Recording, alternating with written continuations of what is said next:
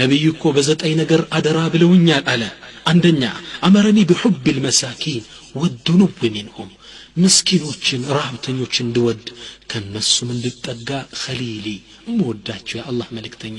ነብዩ ነግረውኛል ثانيا وأمرني أن أنظر إلى من هو دوني ولا أنظر إلى من هو فوقي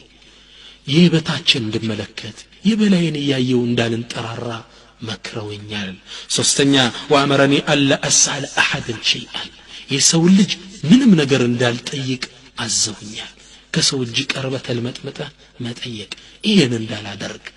አላህን ብቻ እንድጠይቅ መክረውኛል وأمرني أن أصل الرحيم ዝምድናን እንድትቀጥልም መክረውኛል وأمرني أن أقول الحق وإن كان مرا እውነትን እንድናገር የሚመር ቢሆን እንኳን አዘውኛል የአላህ መልእክተኛ وأمرني أن أكثر من لا حول ولا قوة إلا بالله